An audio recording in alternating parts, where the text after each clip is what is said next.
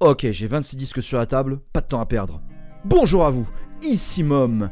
Bienvenue dans une nouvelle vidéo où nous allons parler de métal progressif. Vous avez l'habitude sur la chaîne. D'ailleurs, j'espère que vous allez bien, que vous vous portez bien et vous êtes en forme, parce que le contenu d'aujourd'hui sera dense, riche, il y aura beaucoup de choses à dire. Déjà, vous n'êtes pas sans savoir que Dream Theater a sorti son nouvel album Parasomnia. Et avant que tu réagisses au titre de la vidéo, je tiens à te le dire. Cet album, je l'ai beaucoup apprécié. Si vous suivez mes vidéos depuis quelques temps, vous savez que Dream Theater, ça fait partie des premiers groupes que j'ai écoutés quand j'avais 14 ans. C'est le groupe qui m'a fait comprendre ce qu'était le métal progressif et qui m'a ouvert à d'autres horizons. Autant dire que je suis très attaché à Dream Theater. Pourtant, je suis pas attaché à tous les albums. C'est vrai qu'il y a de nombreux albums que j'affiche ici, auxquels les gens sont très attachés. Ben moi, ces albums-là, ils me parlent moyennement. Je pense par exemple à Metropolis Part 2. C'est un album avec lequel j'ai beaucoup de mal. Et je suis sûr qu'en commentaire, tu pourras dire ton Dream Theater préféré. Pour tout vous dire, le dernier album avec Mike Portnoy présent dedans, eh ben pareil, j'ai beaucoup de mal à rentrer dedans. Je ne pourrais pas l'expliquer. Peut-être à cause d'autres albums que j'ai écoutés après Dream Theater et dont nous parlerons plus tard. Et d'ailleurs, si vous n'appréciez pas Dream Theater, je vous mets un timecode, comme ça si la chronique de Parasomnia ne vous intéresse pas, vous pouvez skip. Et comme je disais, je suis très attaché aux musiciens de Dream Theater, notamment Jordan Rudess, j'ai apprécié beaucoup ses projets solo, mais John Petrucci, j'en parle même pas parce que son album Suspended Animation, c'est un de mes bangers favoris. Et puis, est-ce qu'on doit parler de Mike Portnoy ? Non, parce que le départ de Mike Portnoy, ça a été un véritable déchirement. De nombreux fans, dont je fais partie, se sont dit « Ok, mais Dream Theater sans Portnoy, est-ce que c'est encore Dream Theater ?» Les albums qui sont sortis après, ils ne sont pas dégueulasses, mais franchement, quand tu vois Transatlantic, le Neil Morse Band ou encore The Winery Dogs, les trois en présence de Mike Portnoy, bah, tu sens qu'il y a un truc qui est très présent dans ces albums-là, et il faut pas chercher bien loin. C'est le facteur Portnoy. Et là, on va commencer tout de suite par l'éléphant au milieu du salon, quand on parle de Parasomnia. La performance de Mike Portnoy, elle est dinguissime. En fait, à partir du moment où tu écoutes Parasomnia et que tu reconnais un petit peu les tics, les manières de Mike Portnoy, c'est là que tu te dis que l'ingrédient à la batterie est très important dans Dream Theater. Tu enlèves Portnoy, tu enlèves une partie de la saveur du groupe. Mike Mangini, grand respect à lui, immense batteur. Ce qu'il y a, c'est que Portnoy, il a un toucher, il a une approche, il a aussi une très grande versatilité. S'il connaît par cœur ses morceaux, ouais mais t'inquiète, en live, il va pas les rejouer de la même façon. Il va s'adapter au public, au mood et même à ce que fait le groupe en général. Et ça, c'est la marque des musiciens professionnels, savoir s'adapter. Et alors tu te dis, mais sur Studio, il n'y a pas à s'adapter, il joue et puis c'est tout. Eh ben non, il y a cette versatilité qui se ressent dans chaque moment de Dream Theater quand il y a Mike Portnoy. Puisque quand il va jouer de la batterie, il va y avoir des articulations, il va y avoir des manières d'amener les transitions vers différents moments du morceau. Il n'y a que lui qui peut apporter ça. Déjà, si vous appréciez le travail de Mike Portnoy, Parasomnia est un album à écouter. Et si vous n'avez pas été convaincu par les sorties de Dream Theater, comme moi en fait, moi je suis surtout très attaché à Train of Thought et surtout Imagine Words, qui pourtant a un son de batterie très particulier. Donc si comme moi vous n'êtes pas adepte de tout Dream Theater, eh ben je pense que vous seriez surpris.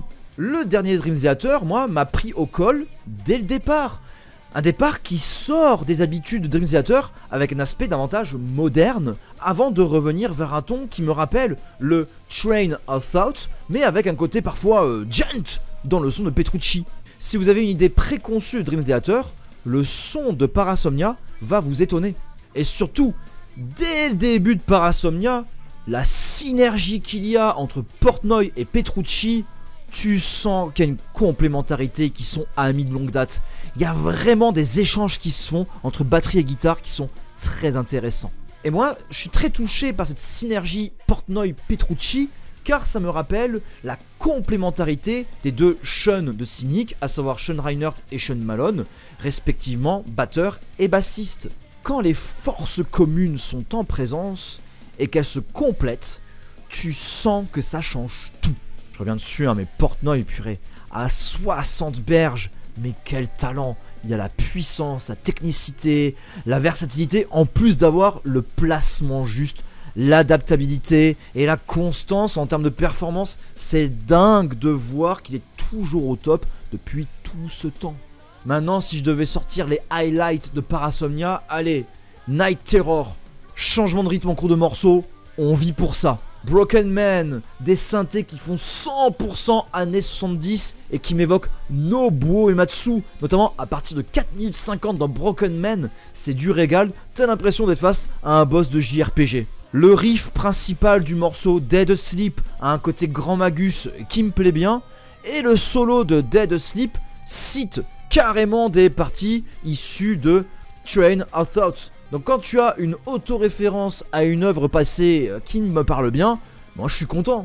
Et puisqu'on parle du côté très proche de Train of Thought, il faut parler de Midnight Messiah, qui est 100% dans la lignée de cet album. Et puis Midnight Messiah, le morceau en lui-même aurait pu être composé par Nobuo Uematsu. C'est une musique de boss encore une fois.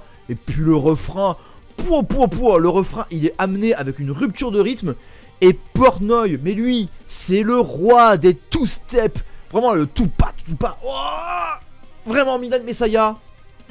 Écoute ce morceau, si t'es pas convaincu, et là je peux pas te dire grand chose. Et si Bend the Clock est un petit peu le morceau tampon, qui dure tout de même 7 minutes 24, mais qui est un peu plus calme, avant l'immense marathon de 19 minutes, oh là là là là. Mais heureusement qu'il y a ce morceau tampon, parce que derrière, oh le dernier morceau de Parasomnia, c'est 19 minutes, très similaire à Transatlantic sur l'album Bridge Across Forever, ou très proche du Neil Morse Band, mais c'est 19 minutes de la fin de Parasomnia, c'est un bonbon. Vraiment, je ne peux que vous conseiller d'aller écouter ces 20 minutes, on ne les sent pas passer, c'est du grand art. Après, Parasomnia n'est pas parfait, on peut ressentir que le chant de James Labrie serait le point faible, mais moi je trouve pas du tout. Alors j'ignore si le thème de la parasomnie, des terreurs nocturnes me parle davantage que ce qu'il peut y avoir dans d'autres albums, mais je trouve que le ton du chant colle parfaitement à l'ambiance générale. Et aussi vous le verrez dans ma sélection d'albums que j'ai écouté dernièrement, je me suis fortement plongé dans des groupes qui ont puisé à fond dans le style Dream Theater. Donc revenir à Dream Theater, ça m'a fait voir une autre perspective.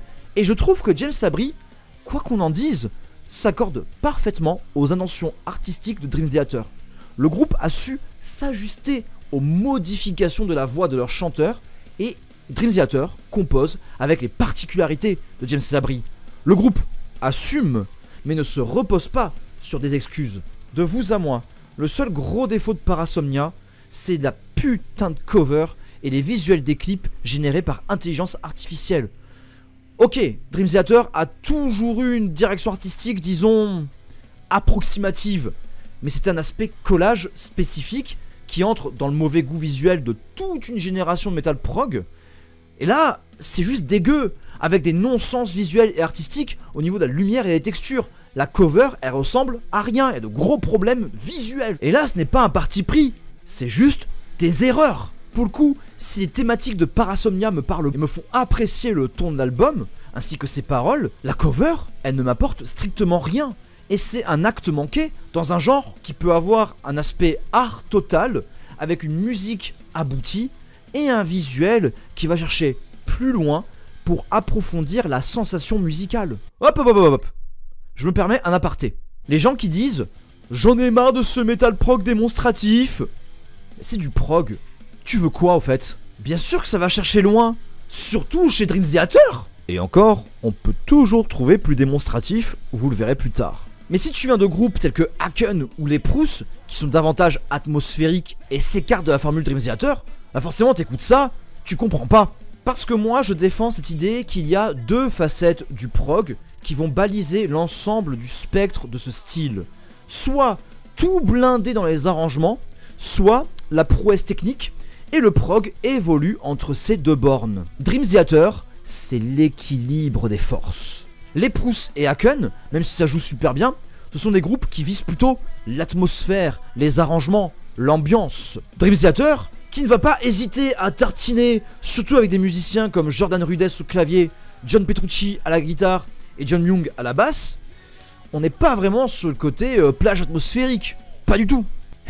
Et je pense à des morceaux comme Stream of Consciousness, c'est des marathons qui sont vraiment grandioses au niveau composition. Donc si tu viens du prog atmosphérique, c'est pas Dream Theater que je vais te conseiller. Et ça me fait rebondir sur autre chose. Certains affirment que la technique c'est surfait et qu'ils ne supportent pas ça. On va clore le débat ici et maintenant. Être technique ne fait pas tout, mais ça ajoute des possibilités de création. Quand tu as des personnes qui jouent technique, en tant que compositeur ou compositrice, tu sais que tu peux te permettre d'aller plus loin et de chercher l'audace. Car les personnes qui sont techniques avec toi, bah tu sais que tu vas pouvoir les pousser beaucoup plus loin. Des gens techniques, ils peuvent jouer aussi bien efficace que technique. En revanche, quelqu'un qui n'a pas poussé la technique ne pourra que difficilement jouer un répertoire technique et donc son jeu sera davantage limité.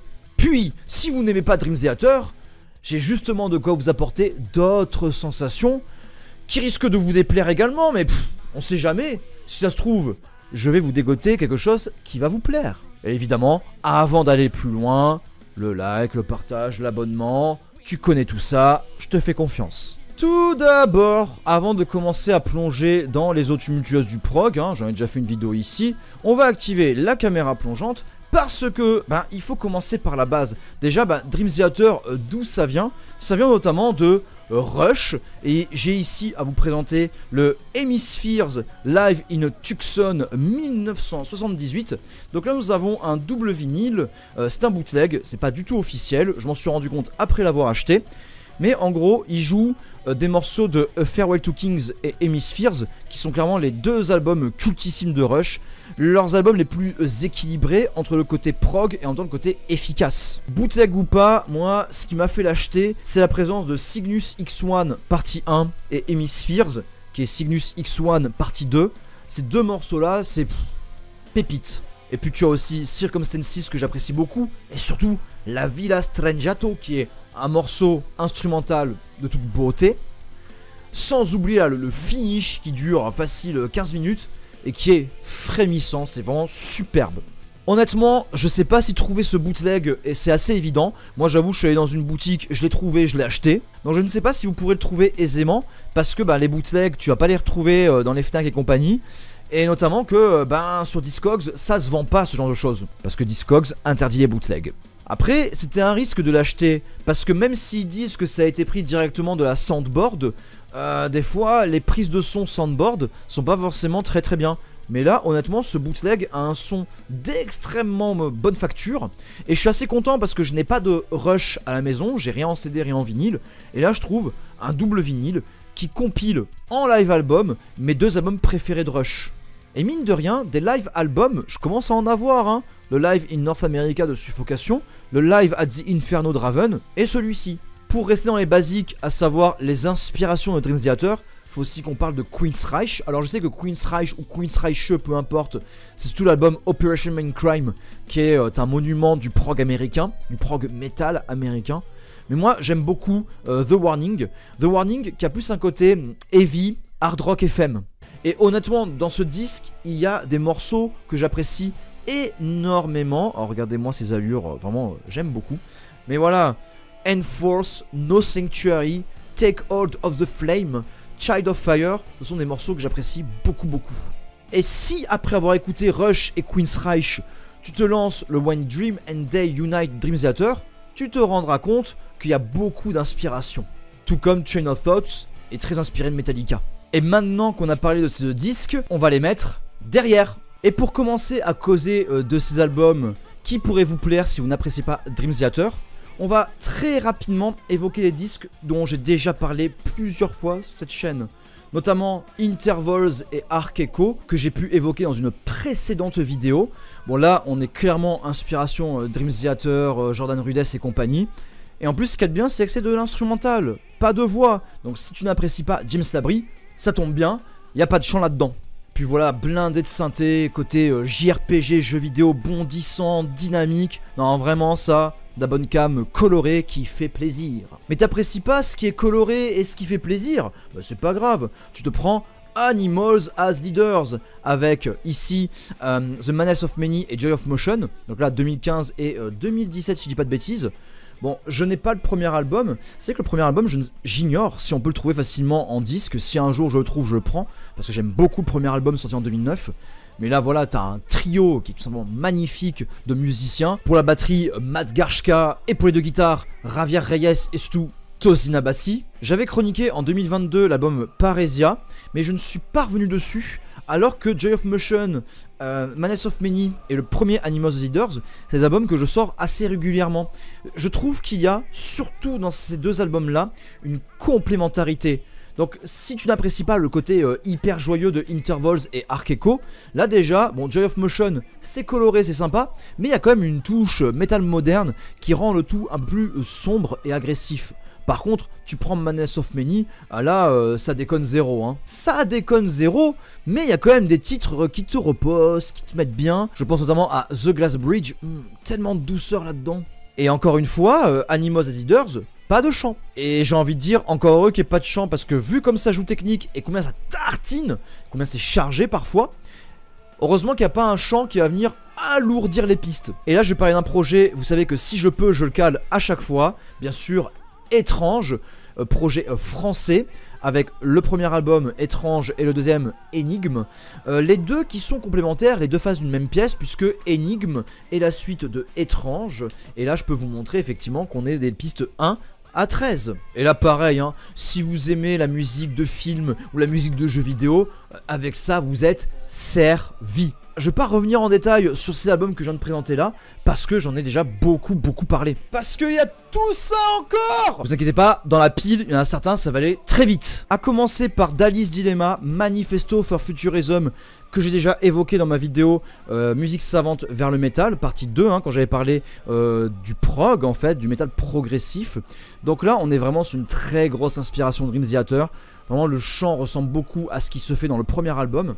Et il y a aussi beaucoup de synthé, beaucoup de claviers qui mettent bien. Et puis des morceaux qui marchent. C'est vraiment superbe. Moi, si je pouvais conseiller des morceaux, Miracles in Yesteryear, Despite the Wave. Il y a aussi Within Auster. Ouais, honnêtement, en fait, les 3 premiers morceaux. Si vous n'êtes pas convaincu par les 3 premiers, ça va être difficile de faire la suite. Dali's Dilemma, signé chez Magna Carta. On en a déjà parlé en long, large et en travers. On va pouvoir passer à la suite. Notamment, ici, pareil, un groupe que j'ai déjà évoqué, Thought Chamber. J'avais un petit peu rigolé en disant quand même Thought Chamber, Dream Theater c'est très proche, le logo aussi. Voilà, ça c'est vraiment très bien. Un peu plus technique je dirais, Dali's Dilemma c'est plus tranquille. Là ça tricote bien, je pense notamment au morceau Accidentally on Purpose, qui est mais c'est du Dream Theater, hein, voilà, mais sauf qu'il n'y a pas de chant, encore une fois. Là c'est un morceau purement instrumental, c'est vraiment très bon ça. Pareil, si vous voulez découvrir, je vous propose God of Oblique, qui contient toutes les subtilités de Thought Chamber. La différence avec Dream Theater, c'est que Thought Chamber, donc cet album-là, ils n'hésitent pas à jouer très technique. Et pas forcément technique en termes de shred de guitare, mais rythmiquement purée. C'est surprenant comme parfois ça va rompre en plein milieu de morceaux. Et je pense notamment à Balance of One, qui est un morceau qui est vraiment très bon, très savoureux dans ce côté-là. Ça c'est un album, j'ai envie de dire un album d'initié. Ça peut vous plaire, mais c'est vrai que c'est pas le plus accessible non plus. J'en ai déjà parlé, on le skip, au revoir. Et on va pouvoir parler maintenant d'un groupe beaucoup plus doux, et même à faire écouter aux personnes qui n'écoutent pas de métal, qui sont pas habituées au métal. Et je veux parler ici du premier album de Shadow Gallery. La grosse difficulté de cet album, c'est qu'il dure 1 heure. Et notamment à cause du dernier morceau de Queen of the City of Ice, qui dure 17 minutes 22. Signé aussi chez Magna Carta. Mais franchement, Shadow Gallery, si vous ne connaissez pas le métal ou le métal prog, ou si des personnes dans votre entourage ne connaissent pas le métal, vous leur faites écouter ça, ils seront étonnés. Ça ouvre avec The Dance of Fools, qui a un côté très Disney, très bondissant. Moi franchement, quand j'écoute Dance of Fools, je pense à l'ouverture de La Belle et la Bête avec bonjour, bonjour, bonjour. C'est vraiment une introduction en douceur à l'univers de Shadow Gallery. Et peu à peu, on va tomber dans des choses qui sont beaucoup moins évidentes. Et ça, c'est quelque chose qu'on pourra retrouver dans d'autres albums de ma sélection. C'est que parfois, le metal prog, il va employer des ingrédients et des idées issues du métal extrême, mais ils vont les adoucir. Et c'est ça qui, moi, me plaît beaucoup et qui m'a fait entrer en métal extrême, c'est de voir utiliser des mélodies, des riffs de guitare hyper agressifs normalement, mais là, c'est beaucoup plus tranquille, beaucoup plus doux. Parce que le metal prog, il n'a pas forcément cherché l'ultra saturation et le côté archi compact du son. Au contraire, ils vont ouvrir le spectre sonore et ils vont intégrer des arrangements pour créer des paysages différents. Et là, Shadow Gallery, c'est l'excellence de ce côté-là avec The Queen of the City of Ice. 17 minutes, vraiment c'est la Reine des Neiges en métal progressif. C'est d'une extrême douceur, d'une extrême délicatesse. C'est ravissant Shadow Gallery, j'ai pas autre mot, ravissant. Alors après, bien sûr, les réseaux se font par rapport à ce que l'on vit, à nos expériences. Et c'est vrai que il y a peu, je suis allé voir Casse-Noisette, hein, le ballet comme ça, les danseurs, tout ça, tu connais. Il y avait aussi l'orchestre présent. Donc tu te prends la musique de Casse-Noisette. Et en fait, quand j'ai reçu la musique de Casse-Noisette, parce que vraiment tu la reçois tellement c'est fort, tellement c'est puissant, j'ai pensé direct à Shadow Gallery. Et c'est vraiment l'adjectif qui m'est venu, j'ai trouvé ça mais sublime, superbe, ravissant. C'est un enchantement à la fois pour les yeux parce que au niveau danse, Casse-Noisette, c'est blindé, mais c'est aussi un enchantement pour les oreilles. C'est tellement beau. Et bien Shadow Gallery, comme d'autres groupes de musique metal prog, s'inspire de la musique savante pour avoir ce côté ravissant. Vraiment, ça, c'est tellement élégant, tellement bien fait. Le son au début peut surprendre, notamment les metalheads les plus acharnés pourraient trouver ça un peu trop lisse. Mais je pense aussi que, encore une fois, des personnes qui n'ont pas l'habitude du métal, tu leur fais écouter ça, ils vont être surpris, ils vont se dire « Mais attends, ça peut sonner comme ça le métal ?» Oui, ça peut sonner comme ça. Et il y a différentes manières de faire sonner les musiques métal. Donc voilà, ça c'était pour Shadow Gallery. Passons maintenant rapidement auprès de Conception. Conception, j'en ai parlé avec Mathieu de Heavy Mavi quand je lui ai fait écouter In Your Multitude, qui est leur 3e album. Parallel Minds est le 2e album de Conception, donc sorti avant. Conception, c'est un groupe que j'ai découvert aux alentours de 2010-2011, en même temps que je découvrais Angra et d'autres figures du power metal. Et honnêtement, j'ai beaucoup aimé A Million Gods, et je préférais l'album In Your Multitude. Et aujourd'hui, en réécoutant Parallel Minds, c'est devenu mon album préféré de Conception. Je vous avoue qu'il y a quelque chose qui m'a fait relancer cet album et qui m'a fait l'acheter. C'est que en 2022 ou 2023, j'étais avec ma classe, on s'était rendu au conservatoire et on était tombé sur un guitariste qui voulait présenter un petit peu ce qu'on pouvait faire au conservatoire. Et je notais que ce gratteux, on me l'a fait pas à moi, il sait jouer du métal. Et il arborait un t-shirt avec marqué dessus Parallel Minds, mais pas écrit comme ça, avec une autre typographie. Forcément, quand il y a eu 2 secondes, je suis allé le voir, je lui ai fait Parallel Minds. C'est pas par rapport à Conception. Non seulement c'était par rapport à Conception, mais c'est en fait un groupe, Parallel Minds, un groupe français de progressive metal. D'ailleurs, ils sont en train d'enregistrer un nouvel album. Je vais suivre cette actualité de très près. Je vous mets le lien en description parce que ça s'annonce plutôt bon. Et là, je me suis dit, mais il y avait combien de chances pour que moi, je tombe sur quelqu'un qui connaisse Conception et qui connaisse Parallel Minds et qui en fasse un groupe. Et après, la réflexion que je me suis faite, c'est le côté opposé. Du côté du guitariste, il y avait combien de chances pour qu'il tombe sur un maître d'école qui connaît le métal, qui reconnaît le nom Parallel Minds et qui parle de Conception. Quoi qu'il en soit, Conception, Parallel Minds, ce que je disais beaucoup en 2010-2011, autour de moi, à mes amis, à des personnes qui me posaient des questions sur le prog, c'est que pour moi, ça, c'est le prog très facile à aborder. Parce que finalement, même si ça joue parfois très varié, très diversifié, notamment sur le morceau Soliloquy, ou Soliloquy, je sais pas comment tu le dis, qui dure 8 minutes 40 et qui est en 3 parties, le reste, globalement, on est sur quelque chose d'assez tranquille à écouter. Oui, parce que la musique prog, donc le rock progressif comme Rush, ou le metal progressif comme Dream Theater, c'est pas forcément super accessible. Parce que ça peut jouer technique, mais aussi parce que ça peut jouer longtemps. Et je m'en suis rendu compte en allant voir Casse-Noisette, il y a des gens pour qui rester assis et silencieux pendant une demi-heure pour écouter de la musique, c'est pas acquis. Et je trouve que ce Parallel Minds est très bon si on n'a pas l'habitude de se poser pendant une demi-heure, 40 minutes. L'album est pas très long, je pense qu'il fait 45-50 minutes, pour du prog ça va. Et surtout on a des morceaux qui ont des durées variables. Et des morceaux qui marchent super bien, hein. Water Confines ou World of Fire, les deux marchent super bien pour ouvrir l'album. Et puis au milieu on a des moments super sympas, notamment Silent Crying, qui est une balade que je skippais quand j'avais 20-21 ans. Aujourd'hui je la skippe pas parce qu'elle est tellement belle, tellement superbe. Bon, par contre, il y a un défaut en cet album. Le visuel, moi je l'apprécie, mais je comprends qu'on n'apprécie pas. Parfois, les paroles, bon, elles sont pas faux folles. Ouais, parfois, il y a un côté un peu... ouh, je suis différent, je suis pas comme vous. Ouais, si tu veux. Après, l'album, il date de quand? 1992, je crois, 93. C'était notre époque, et on sent que l'écriture, bon, elle était bien dans son jus. Au-delà de ça, Parallel Minds de Conception. C'est un album qui marche super bien et je pense qu'il peut très bien ouvrir aux océans prog. C'est un peu le pédiluve du prog. Oh putain, pédiluve du prog. Je sens qu'il y en a qui vont réagir en commentaire, mais c'est pas grave. Et donc là, avec ces groupes-là, on a déjà parlé de pas mal d'éléments progressifs. Je dirais que j'ai pas forcément évoqué, mais là, Conception, on est sur des Norvégiens. Mais les 3 autres albums que j'ai présentés, on est sur du métal progressif américain.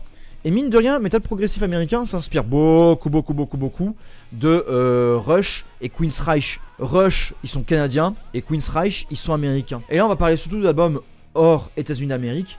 Et on va commencer par les Italiens de Eldritch. Alors moi, Eldritch, j'en ai déjà parlé avec l'album Headquake qu'on verra plus tard. Mais je vous avoue que ce qui m'a donné envie d'acheter les Eldritch en physique, c'est de voir Fanfan de la collection métal. D'ailleurs, on a fait un entretien, lui et moi, sur Twitch. Je vous mets le lien ici s'il est déjà publié. Et comme je lui ai donné envie d'écouter Eldritch, et bien moi aussi, en l'écoutant parler de son expérience avec ce groupe, j'ai eu envie de replonger dedans. Pourquoi pas en achetant les albums. Donc là, Seeds of Rage, signé chez Inside Out. C'est les mêmes qui ont signé Thought Chamber. Et d'ailleurs, on remarque aussi le SPV qui va être dans plusieurs albums qu'on a ici. Donc là, on est en 95. Autant dire que 95, c'est bon, Dream Theater a déjà sorti Imagine Words en 92, si je dis pas de bêtises.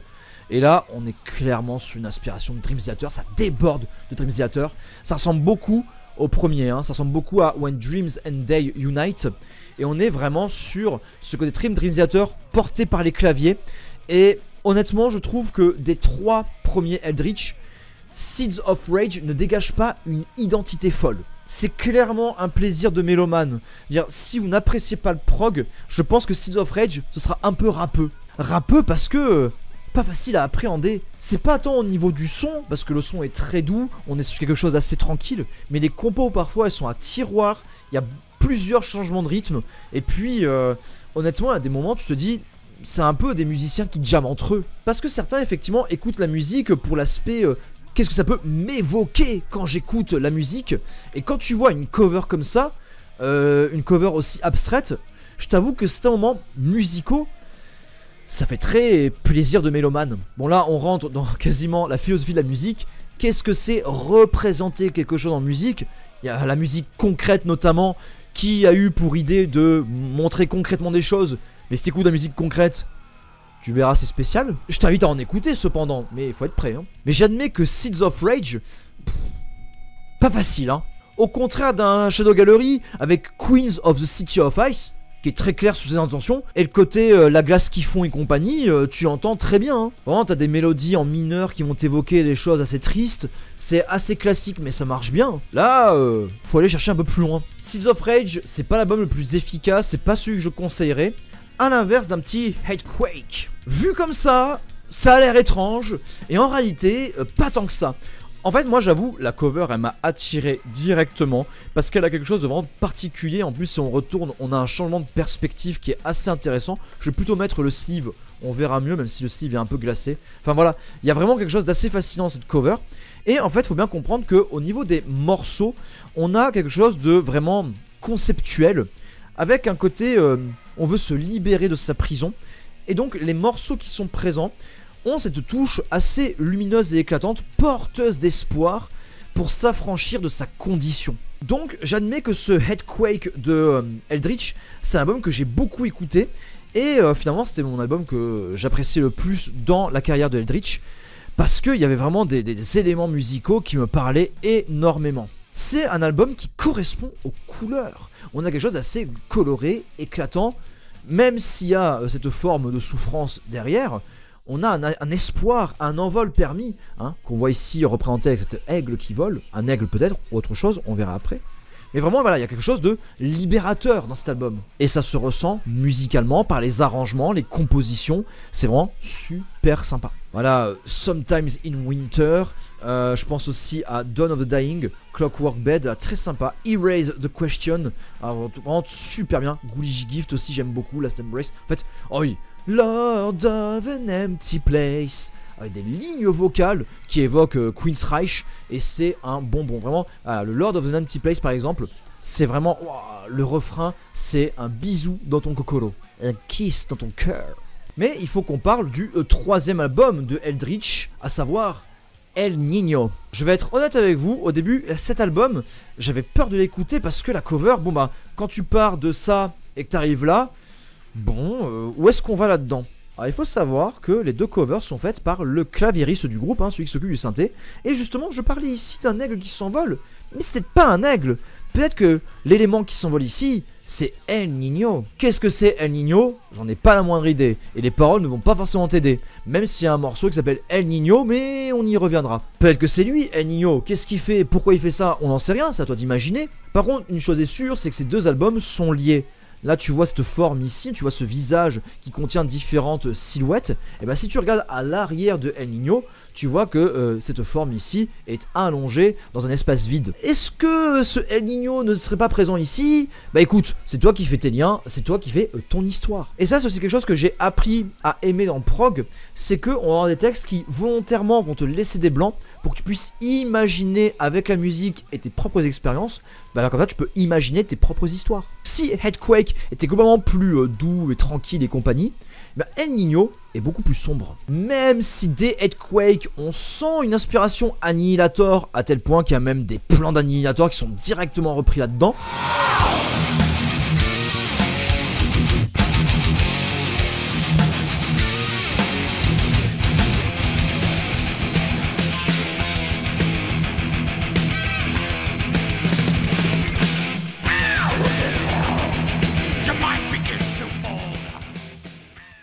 Eh bien, El Niño va beaucoup plus loin, avec une inspiration Metallica, Coroner et bien sûr Annihilator. Eldritch cherche à s'émanciper de la base Dream Theater pour aller vers quelque chose de plus sombre, qui se retrouve aussi dans la couleur violette de la cover. Et là, crois-moi, cet album-là, je n'étais pas prêt. Jusque-là, Headquake, c'était mon album favori d'Eldritch, en même temps, c'était pas difficile, j'en avais écouté qu'un seul. Avec du recul, El Niño, numéro 1. Ce qui me plaît énormément, c'est qu'il y a une telle cohérence du début à la fin, et surtout, cette couleur plus sombre ajoute plus de dynamisme et de diversité à l'ensemble du disque. Bleed Mask Bleed, il y a des lignes vocales qui tutoient le divin. T'as des morceaux qui sont un peu plus riffés, un peu plus agressifs, comme Scar, vraiment qui est hyper bien. Heretic Beholder aussi. En fait, c'est simple. T'as des morceaux qui sont assez doux, qui évoquent le Headquake précédent, mais tu vas aussi avoir des morceaux plus agressifs et qui riffent façon thrash, groove metal. Tu sens que Pantera est un peu passé par là. Seeds of Rage, c'était 95.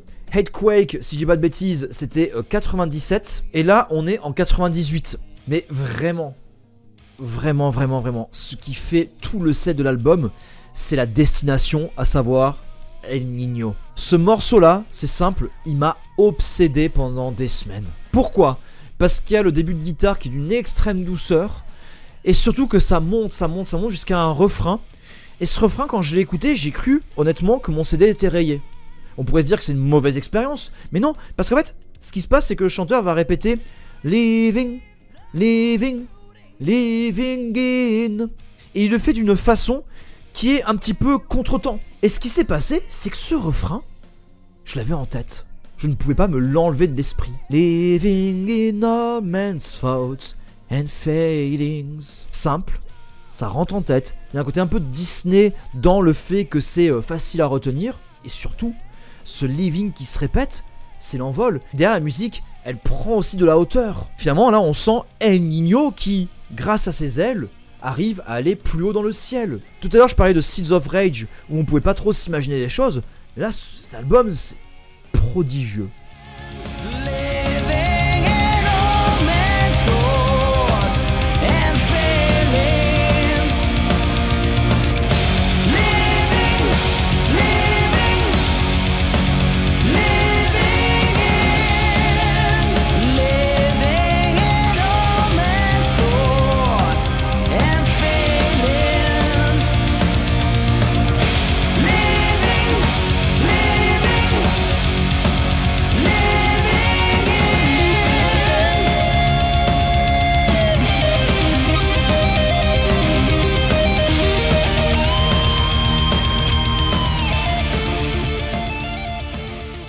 Bon, là, ce qui se passe, c'est que je parle, mais je me rends compte, mine de rien, que le temps passe. Et je n'ai pas forcément envie de vous assommer avec une vidéo de 50 minutes. Donc ce qui va se passer, c'est que je vais arrêter la vidéo ici, et pour les autres albums qui me restent sous la main, ce sera pour une prochaine fois. En attendant, pensez au pouce levé, à l'abonnement, au partage, ça donne de la force. Si les groupes dont je vous ai parlé attirent votre curiosité, ou si vous connaissez ce qu'on a évoqué ici, n'hésitez pas à le dire en commentaire, j'aurai plaisir à échanger avec vous. En attendant de prochaines aventures, c'est tout pour moi.